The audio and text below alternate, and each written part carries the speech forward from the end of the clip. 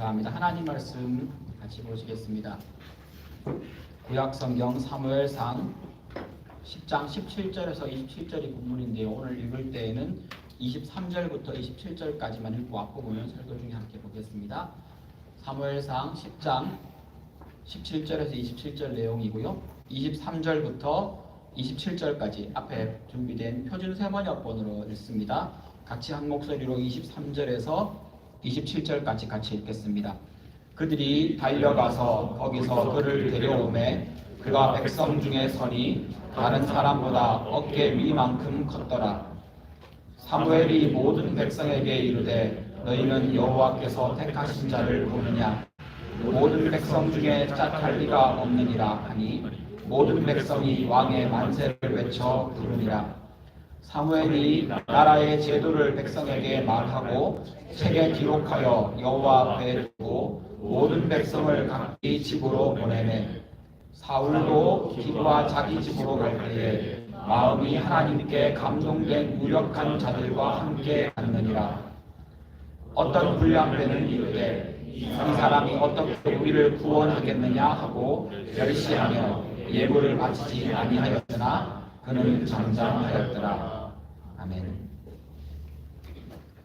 제가 목사 안수 받을 때 얘기입니다. 목사 안수 받으려면 여러 가지 과정이 있지만 강도사가 지나고 목사 안수를 받을 때 그 인터뷰를 하면서 권면해 주시는 한 목사님이 이런 말씀을 해주셨습니다. 목회자가 되어 사역할 때 성도들이 주는 사랑을 잘 받으십시오.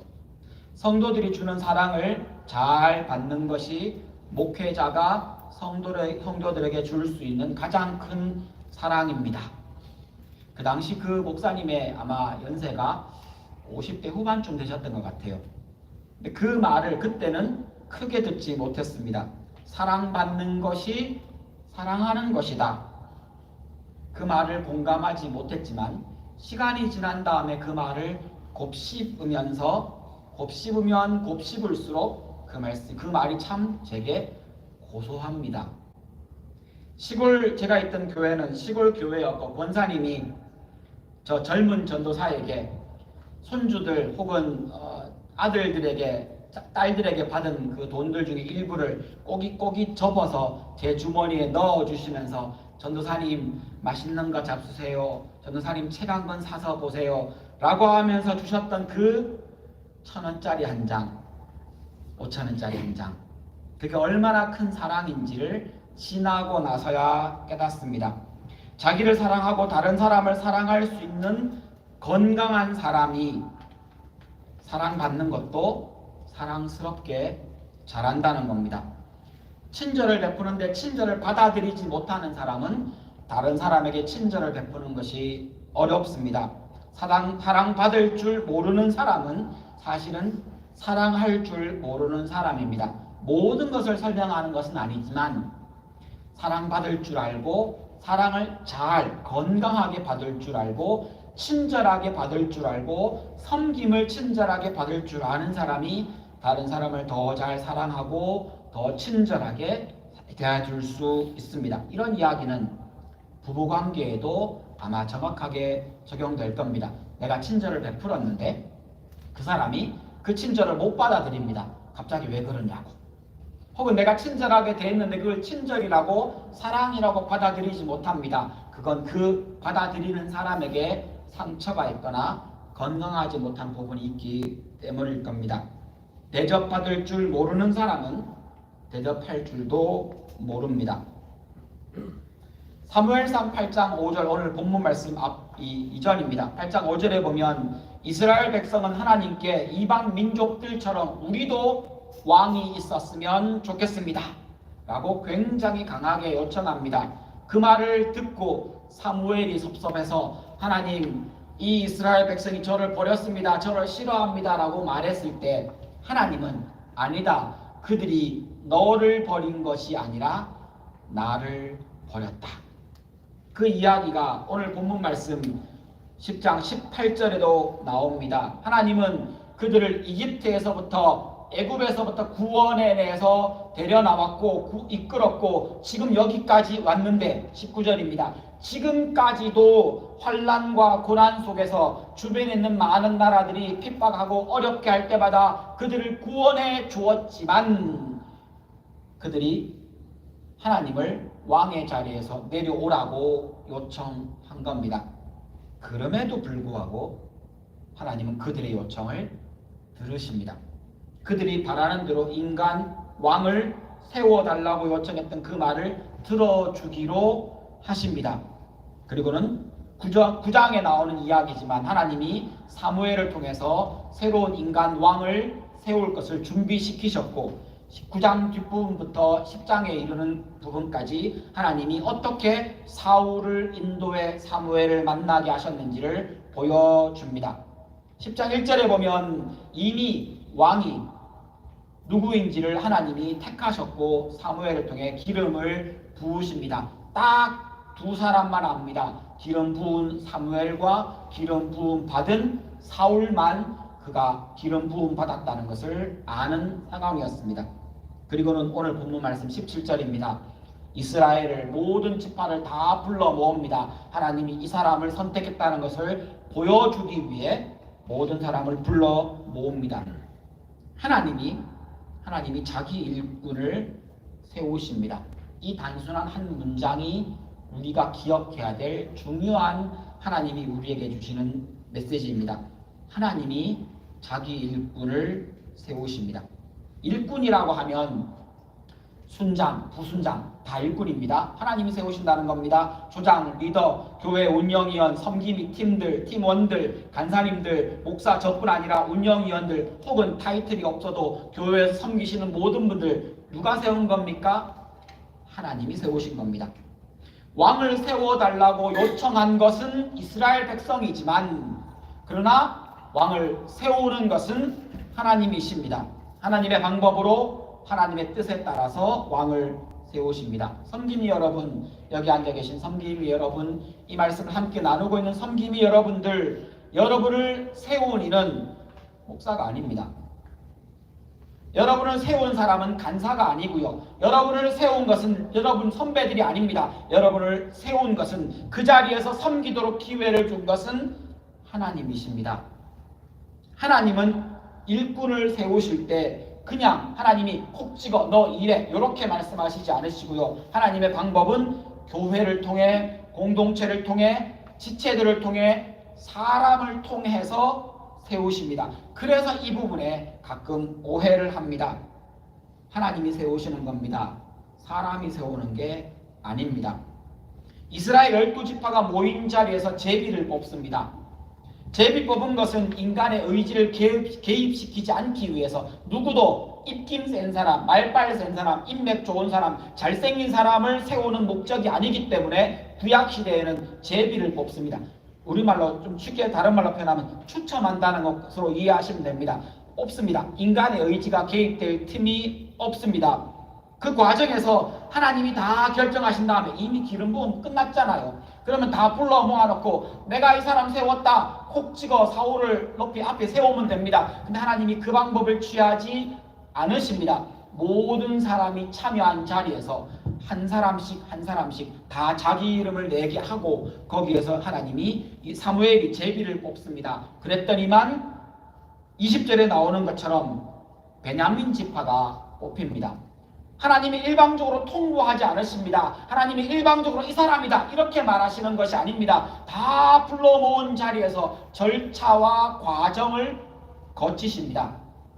21절에 보면 그렇게 베냐민 지파 중에서 마드리 가족 한 부족이 뽑힙니다. 그리고는 그 안에 있는 남자들 이름을 다 뽑았더니만 그 안에서 기스의 아들 사울이 뽑힌 겁니다. 하나님이 세우시고 하나님이 뽑으시지만 공동체 앞에서 제비를 뽑고 모든 사람이 보는 앞에서 절차를 진행하며 사람들의 요구와 요청에 따라서 대답하시면서 일꾼을 세우시고 리더를 세우시고 섬기미를 세우십니다. 하나님이 사람을 세우실 때 공동체 안에서 절차에 따라 우리와 함께 그 사람을 세우신다는 것은 구약의 얘기만이 아닙니다. 신약으로 들어오면 더 극명하게 드러납니다. 신약의 내용도 동일하게 우리와 함께 사람을 세우시는 하나님을 봅니다. 사도행전 6장 1절에 보면 초대교회가 막 부흥합니다. 사람들이 막 몰려듭니다. 감당할 수 없을 만큼 사람이 많아집니다. 그때 사람들이 너무 많아지니까 행정적인 일도 필요하고 조직도 필요해진 겁니다. 그래서 어떤 사람은 구제의 일을 맡았고, 어떤 사람은 말씀 전하는 일을 맡았고, 어떤 사람은 다른 사람을 돌보고, 우리로 얘기하면 어떤 사람은 새신자들을 교육시키고, 어떤 사람은 다른 약한 사람들을 도와주는 일을 나누어서 했던 겁니다. 그러다가 5절에 보니까 1절에 나왔던 이야기 중에서 5절에 보니까 사람을 뽑아야 되는데 이러이러한 사람을 뽑자 라고 얘기하면서 나름대로 조건을 겁니다. 이 정도는 돼야지 믿음과 성령이 충만한 사람, 이것이 그들이 내세운 사람을 세우는 이 정도 사람 중에서 뽑자. 그리고 사실은 이때 제비를 뽑은 게 아니고요, 그들이 의논하고 기도하고 다시 의논하고 추천하고 의논하고 다시 기도하고 이렇게 하면서 7명을 세웠다는 겁니다. 이렇게 공동체의 리더들과 성도들이 함께 기도하며 세운 직분과 섬김에 대해서 사실은 사람이 세운 것 같잖아요. 사람이 의논했잖아요. 사람이 추천했잖아요. 그런데 성경은 무엇이라고 말하는가 하면 에베소서 4장 11절에 그들 모든 직분을 하나님이 세웠다고 말합니다. 하나님이 그 사람에게 그 섬김의 일을 시키신 겁니다. 하나님은 사람을 세우실 때에도 일하실 때에도 나를 통해 일하십니다. 하나님은 사람을 세우실 때에도 먼저 서 있는 리더들을 통해서 사람을 세우십니다.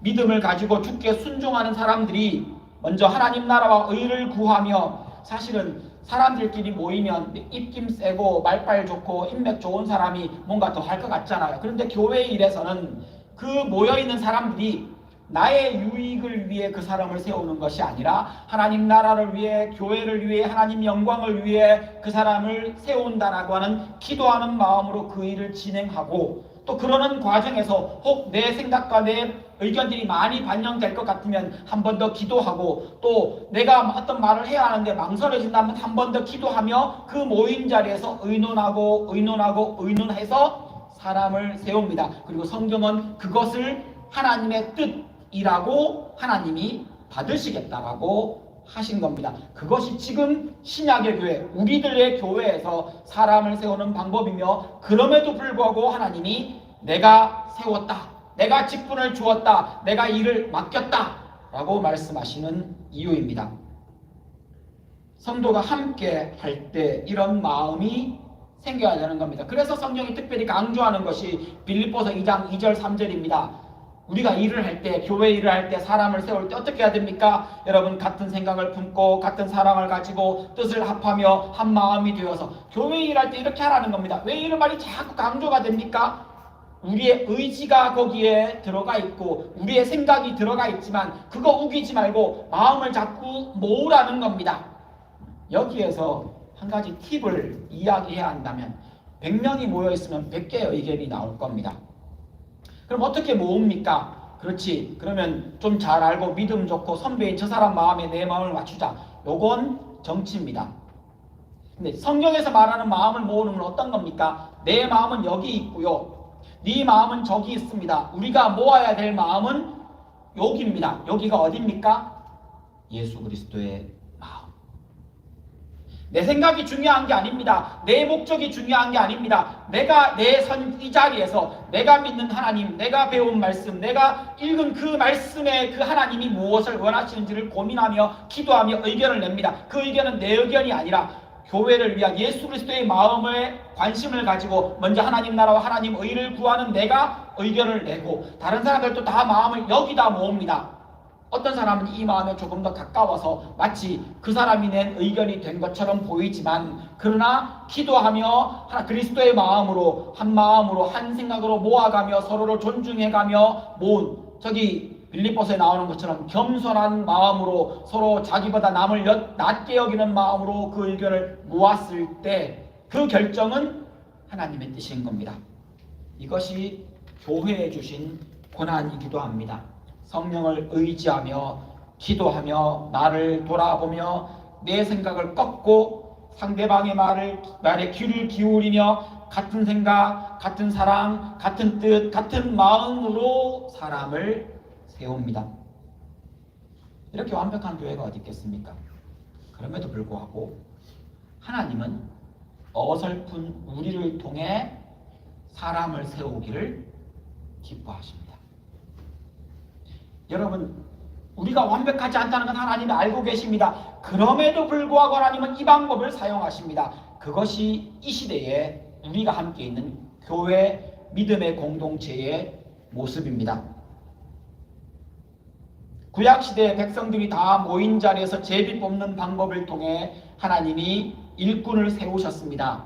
동일하게 신약시대에 성도들이 한 마음이 되고 서로 사랑하는 모습을 통해서 일꾼을 세우십니다.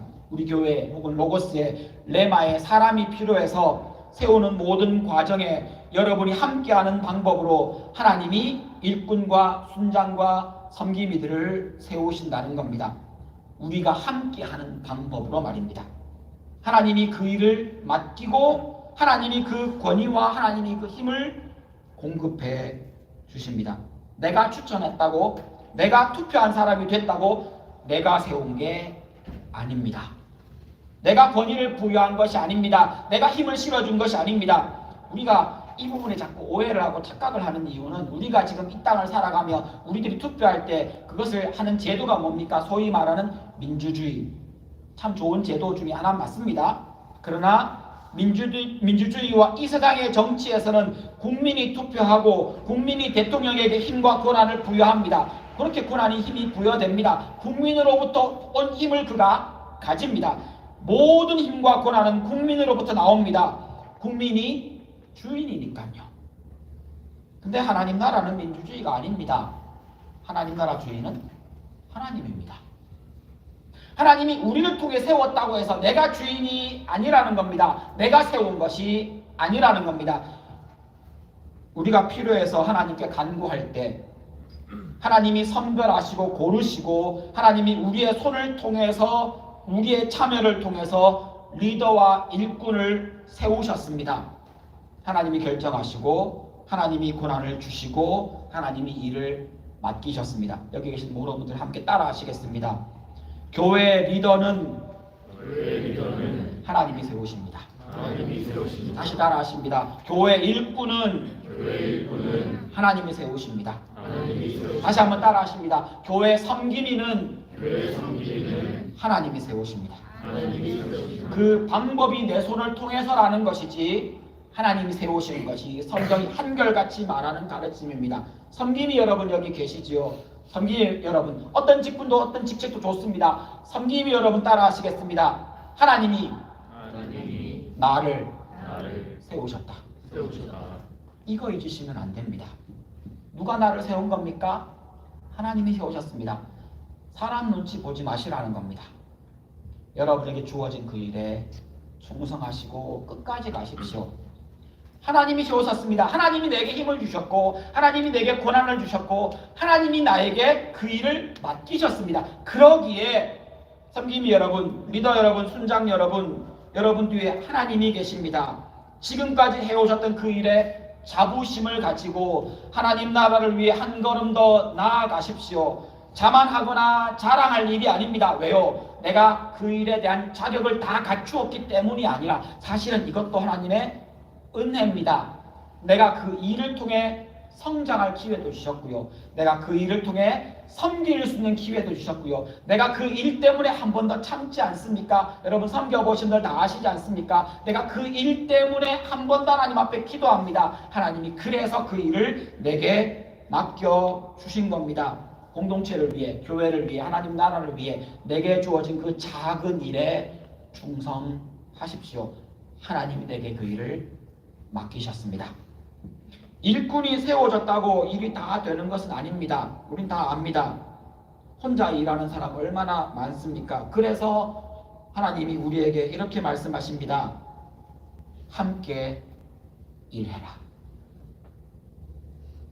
21절 본문의 말씀에 보면 왕이 새로 뽑혔습니다. 그런데 그 왕이 사람들 다 모아놨는데 그 뽑힌 사울이 안 보입니다. 사람들이 막 찾습니다. 어디에도 없습니다. 22절에 어디 있는지 찾았습니다. 사울 그 뒤에 숨어 있었답니다. 진 보따리 뒤에. 얼마나 부담스러웠겠습니까? 왜냐하면 이 이스라엘 땅에 왕이라고는 있어 본 적이 없습니다. 근데 자기가 왕이 된 겁니다. 사울은 아마 두려웠을 겁니다. 이스라엘에 처음 왕이 세워지는데 그것이 자기라는 것이 얼마나 부담되고 마음에 힘이 들었겠습니까? 그것에 부담이 안 됐다. 그게 오히려 이상할 것 같습니다. 우리들도 다 그렇게 교회에서 부담을 안고 섬김이로 첫 발을 시작하고 내딛습니다. 하지만 사울은 충분히 괜찮은 사람이 맞습니다. 우리는 사울의 뒷역사를 아니까 사울은 나쁜 놈이라고 말하기 쉽지만 사실은 사울 진짜 괜찮은 사람 맞습니다. 여러분처럼 말입니다. 여러분이 섬김이를 처음 시작할 때 부족한 것 같고 모자라는 것 같고 나는 능력이 없고 뭐 그런 생각 할 수 있습니다. 하나님의 일에 대한 부담이 커지면 그런 생각 충분히 가질 수 있습니다. 그럼에도 불구하고 하나님이 맡기셨으면, 하나님이 내게 그 일을 시키셨으면 내가 그 일을 감당할 만한 능력이 이미 있거나 혹은 하나님이 주시겠다라고 전제하시고 그 일을 맡기신 겁니다. 24절에 보면 모든 백성 중에 사울에게 견줄 만한 사람이 없다. 성경에 콕 찍어서 말합니다. 23절에 나오는 것처럼 그 사울이 키가 컸다 이런 얘기를 합니다. 사울이 키가 컸다, 어깨 이만큼 컸다 이렇게 표현하는 것으로 볼 때 외모와 풍채가 참 좋은 사람이었습니다. 다윗도 보기에 참 아담하고 예쁘다 잘생겼다라는 표현을 성경에서 콕 찍어서 말하는 것처럼 이 다윗 참 잘생긴 사람이었습니다. 그런데 사울도 견줄 만한 사람이 없을 만큼 풍채가 대단했습니다. 이스라엘 백성들 보기에 우리의 왕이라면 처음 세우는 왕이니까 얼마나 기대가 높겠습니까? 그런데 처음 세우는 우리 왕이라면 이 정도는 돼야지 라는 조건을 다 갖춘 사람 이스라엘의 사울뿐이었다는 겁니다. 사무엘이 콕 찍어서 얘기해 줍니다. 24절에 나오는 것처럼 이 모든 백성 중에 사울에 견줄 만한 사람이 없다, 짝할 사람이 없다 라고 말하니까 자기들 보기도 그렇거든요. 그래서 이스라엘 백성이 어떻게 반응합니까? 만세! 왕이여 만세! 그들은 모두 그렇게 동의하고 함께 하기로 한 겁니다. 우리가 이후의 이야기를 아니까 사울에 대해서 부정적으로 말하기 쉽지만 사울은 꽤 괜찮은 사람이 맞습니다. 그리고 그의 됨됨이를 앞장에 나오는 9장과 10장에 자세하게 사건을 들어서 설명해주고 확인시켜 주고 있습니다. 하지만 사울이 아무리 괜찮은 사람이라도, 사울이 아무리 풍채 좋은 사람이라도, 사울이 아무리 충성스러운 사람이라도, 사울이 아무리 능력 있는 사람이라도, 사울이 아무리 전쟁을 잘해도, 심지어는 사울이 하나님 앞에 진짜 굉장한 믿음을 가진 사람이라 할지라도 혼자 나라를 세울 수 있습니까? 그럴 수 없습니다. 어떤 한 리더가 진짜 능력이 많습니다. 다재다능합니다. 못하는 게 없습니다. 여기부터 저기까지 다 할 줄 압니다. 근데 그 사람이 혼자 교회를 세울 수 있습니까? 그럴 수 없습니다. 교회는 너와 내가, 우리가 함께 세워가는 겁니다.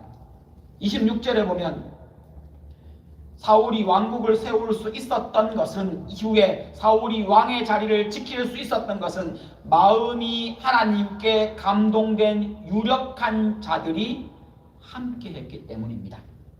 여러분, 여기 적혀있는 이 문구를 그대로 보십시오. 마음이 하나님께 감동된, 마음이 사울에게 이게 아니고요. 마음이 하나님께 감동된, 그들이 사울에게 모여들었던 이유는 하나님에 대한 마음이었습니다.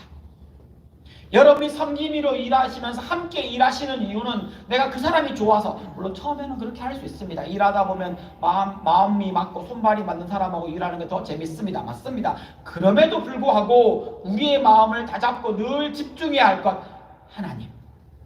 하나님에게 집중해서 그 일하는 그 리더와 일하는 일꾼들과 섬김들과 마음을 같이 함께 하나님 나라를 혹은 교회를 세워갑니다.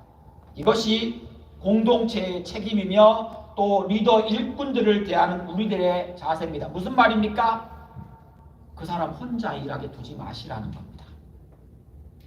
일할 때 보면 나보다 조금 더 열심히 있는 사람이 좀 더 일합니다. 여러분 보시지 않습니까? 여러분이 혼자 일하고 있으면 여러분이 열심히 가장 출중하신 분일 겁니다. 여러분이 혼자 일하지 마시라는 겁니다. 그럼 어떻게 해요? 데려오시고요. 여러분들 혼자 일하는 사람 보시면 가서 여러분의 손을 보태어 주십시오. 세상 일은 일 잘하는 사람한테 일이 몰리고 일 잘하는 사람한테 그 일 맡기면 됩니다. 그러면 그 일 성과도 내고 좋은 결과 나올 겁니다. 근데 교회는 하나님 나라 일은 성과보다 더 중요한 게 있습니다. 같이 하는 겁니다. 같이 하는 겁니다.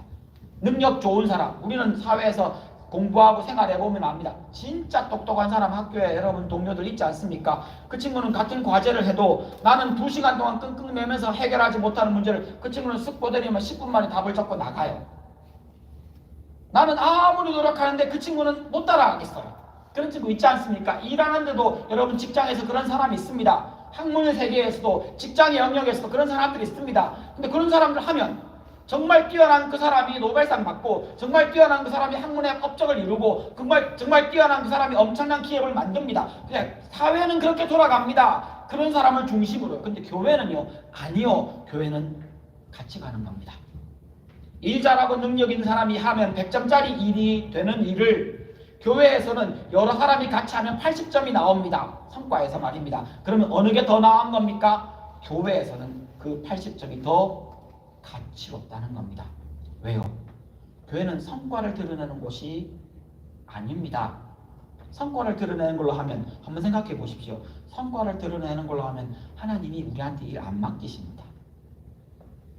맡기실 이유가 없어요. 하나님이 다 하시면 됩니다. 근데 왜 굳이 우리 같은 인간을, 사실은 우리의 진짜 모습을 우리는 알지 않습니까? 기본적인 자격을 갖추지 못한 나를, 어설픈 나를, 심지어는 하나님에 대한 신뢰도 흔들리는 나를, 사람들과 일하면서 싸우는 나를, 일하면서 마음 다치는 나를, 다른 사람 상처 주는 나를 굳이 하나님의 예수 그리스도의 몸으로 나를 데려오셔서 나를 생명을 구원해 주시고 내게 일을 맡기시며 그 일을 하라고 하십니다. 이게 능률의 문제가 아니고 성과의 문제가 아니라는 겁니다. 여러분, 교회에 더 중요한 것은 성과도 아니고 능률도 아닙니다. 함께 가는 겁니다. 80점 괜찮습니다. 70점 괜찮습니다. 다 같이 할 수 있다면 다른 사람 보기에 50점짜리 괜찮습니다. 다 함께 마음을 같이 그 일을 할 수 있다면 하나님은 그것으로 됐어, 좋아, 멋지다, 이렇게 말씀해 주신다는 겁니다. 하나님이 세운 왕을 보고 어떤 사람들은 27절에 보니까 멸시하고 조롱합니다. 그들을 성경이 뭐라고 말합니까? 한국말로 불량배. 저 표현이 영어 표현에는 가치 없는 사람이라는 표현을 쓰고 있지만 저는 이 불량배라는 말이 참 마음에 듭니다. 느낌이 확 와닿지 않습니까? 교회 안에 불량배가 가끔 있습니다. 여러분들은 불량배가 되지 마십시오. 불량배가 어떤 사람입니까? 여기 나오는 겁니다. 무엇도 부족하고 무엇도 재미없고 이것도 안 되고 저것도 모자란다고 비판하면서 지적질하면서, 물론 그럴 수 있습니다. 그게 더 나은 발전을 만들어낼 테니까요. 근데 그렇게 하면서 자기는 안 합니다. 불량배들이 하는 행동입니다. 나는 저 사람 못 따라가겠어 라고 말해놓고 그러면 그 다음은 아무것도 안 합니다. 비판만 하고 브레이크만 걸고 안 된다고 말하고 그러면서 아무것도 하지 않는 불량배. 여러분은 그런 사람이 되지 마십시오. 선교사가 파송을 받아서 선교지에 갈 때 선교지의 그 열악한 환경, 재정적인 압박, 언어적인 장벽들, 복음을 배척하는 척박한 마음, 그래서 그곳에 간 겁니다. 그래서 그곳에 갔지만 얼마나 힘들겠습니까? 그 많은 힘든 부분들 중에서 더 힘든 건 실제로 선교를 더 할 수 없고 선교사가 더 지치게 만드는 것은 사실은 거기 있는 그 척박함이 아니라, 환경의 어려움이 아니라 함께 일하는, 함께 있는 사람들의 어려움이 더 크다는 겁니다. 함께 일할 사람이 없거나 혼자 일하게 된 겁니다. 혹은 동료가 배신을 하거나 함께 일하던 그 동력자가 쓰러지는 것을 감당하기 더 어렵다는 겁니다. 그게 선교지에서 선교를 할 수 없게 돌아오는 더 많은 이유 중에 그것이 있습니다. 그래서 파송된 선교사와 함께 보내는 사람이 더 적극적으로 지원해 주어야 한다고 선교 관련된 일을 하는 사람 한결같이 말합니다. 여러분 혹시 후원하시는 선교사님이 있습니까? 그분을 후원하실 때 여러분 가끔 편지도 좀 써주십시오. 여러분 힘든 건 없습니까? 제가 기도할 제목은 없습니까? 소식도 좀 전해주십시오. 그 선교사가 그곳에서 혼자 고군분투하도록 두지 마시고 조금 더 그에게 물어봐 주시라는 겁니다. 그래서 나온 말이 가는 선교사와 함께 보내는 선교사라는 말이 있습니다. 선교사를 보내면서 우리도 같이 마음으로 몸으로는 여기에서 직장생활을 하며 여기에서 돈 벌며 후원하고 기도하지만 나도 선교사다, 나도 보내는 선교사다 라는 마음을 가지라는 의미입니다. 선교사를 보내면서 우리도 같이 가는 겁니다. 몸은 여기 있지만 거기 선교지에 있는 그 선교사가 마음과 기도로 같이 할 수 있도록 내가 함께 해 주는 겁니다. 여러분 우리가 할 수 없다면 여러분도 보내는 선교사가 되어 주십시오. 그게 우리의 몫입니다. 여러분의 순장, 리더가 혼자 일하도록 두지 마십시오. 여러분의 친구 섬김이가 혼자 일하지 않도록 여러분의 손을 한 번 더 보태어 주시라는 겁니다. 여기에는 직책이나 자리가 필요하다는 얘기가 아닙니다. 그가 일하고 그가 수고하고 그가 애먹는 일에 여러분 마음을 함께해 주십시오. 교회 일은 같이 할 때 제맛입니다. 여러분의 순장 섬김이도 지치고 상처받는다는 것을 기억해 주십시오. 제일 실제적인 예를 하나 들면요. 여러분의 순장이 여러분의 섬김이가 카톡을 다 올립니다. 카톡 올라왔습니다. 빨리 답해 주십시오. 아시는 분은 아시겠지만 그 답 안 올라오면 마음 상합니다. 읽었는데 숫자가 사라집니다. 답이 없어요. 순장들 마음 다칩니다. 해보신 분은 아시지 않습니까? 뭐라도 조금 빨리 답을 달아주십시오. 그게 순장이 혼자 있도록 두지 않는 아주 작은 예가 될 겁니다. 순장이 순모임을 준비합니다. 한 번쯤 순원된 여러분 한 번쯤 물어봐 주십시오. 형, 누나, 언니, 오빠 도와줄 거 없어? 아무것도 안 도와줘도 그렇게 한번 물어봐 주는 여러분의 마음이 그 순장에게 혼자 일하는 게 아니구나 라는 마음이 들게 합니다. 여러분이 보내는 그 카톡의 안부, 여러분이 대답하는 그 카톡에 까톡 하는 그 소리가 순장에게, 리더에게 힘이 됩니다. 이 작은 것이 여러분의 그 작은 공동체를 아름답게 힘있게 만들어가는 작은 힘이 요소가 될 겁니다. 청년의 시기에 머리보다 가슴이 뜨겁던 저의 청년의 시기에 책 읽고 토론하고 하는 것들을 참 좋아했었습니다. 지금도 그런 과정에서 제게 깊이 뿌리 내리고 있는 한 말이 있습니다. 이 말입니다. 교회 안에는 가르치는 사람과 배우는 사람이 있다. 가르치는 사람이 되든지 배우는 사람이 되라. 교회 안에는 가르치는 사람과 배우는 사람만 있다. 가르치는 사람이 되든지 배우는 사람이 되라. 이 말의 뒷면의 설명은 이렇습니다. 가르치지도 않으면서 배우지도 않으려고 하는 사람. 죄송합니다. 제가 읽었던 그 책에서 나온 내용으로 이렇게 설명하면 그 사람은 교인이 아닙니다. 그 사람은 크리스찬이 아닙니다. 가르치지도 않으면서 배우려고도 하지 않습니다. 교회에 오히려 해가 되는 사람입니다. 그 사람 뭐 하겠습니까? 불량배 노릇합니다. 가르치지는 않습니다. 근데 자기는 좀 안답니다. 그러면 배우지도 않고 가르치지도 않고 뒤에서 딴소리하고 딴 의견 내고 브레이크를 걸고 흠잡고 소문내고 혹은 아무것도 안 하고 그 사람이 교회를 힘들게 하고 그 사람이 리더들과 섬김이들의 힘이 되는 사람입니다. 가르치는 사람에게 가장 큰 선물이 뭐겠습니까? 잘 배우는 겁니다. 여러분 신앙의 선배가 계시고 혹은 여러분 위에 리더가 있습니까? 그 사람의 말을 잘 들어주고 그 사람의 말에 함께 해주는 것, 그게 그 사람에게 줄 수 있는 가장 큰 사랑이라는 겁니다.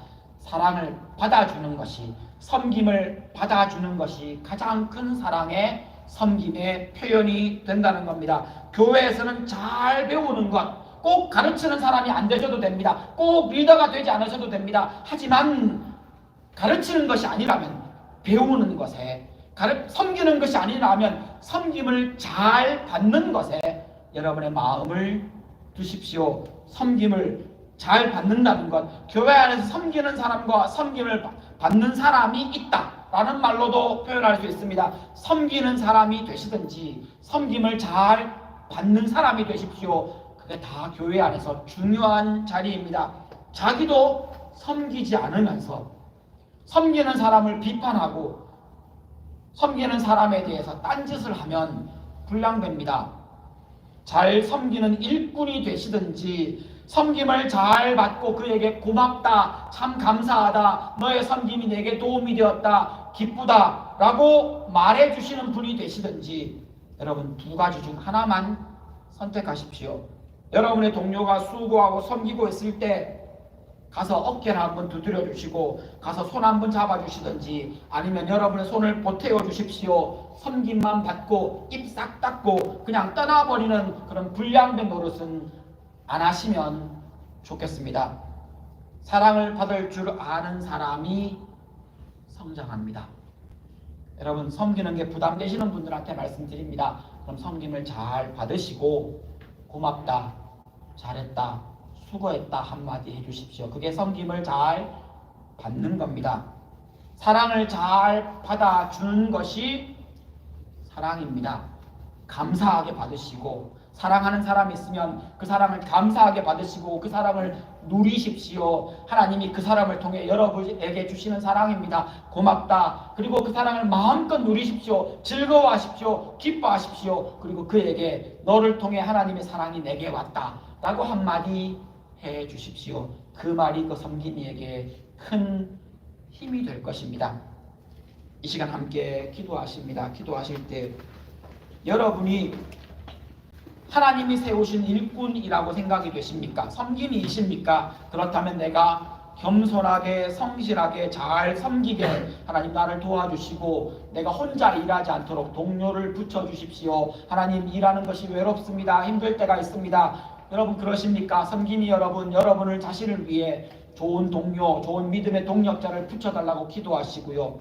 여러분이 섬김을 받는 사람이십니까? 여러분이 후배이십니까? 사랑받는 입장에 계십니까? 그러하시다면 우리를 위해 주께서 세우신 그 여러분의 리더를 위해 기도해 주시기 바랍니다. 하나님 기회가 된다면 저도 섬김이로 온전하게 서지는 못하더라도 내가 한 손을 보탤 수 있게 달라고 그런 기회를 내게 달라고 함께 기도하시고 내가 사랑 잘 받고 섬김 잘 받아 나도 신앙 성장하게 해주십시오 라고 여러분의 위치에 맞게 여러분의 기도 제목으로 함께 이 시간 기도하시겠습니다. 함께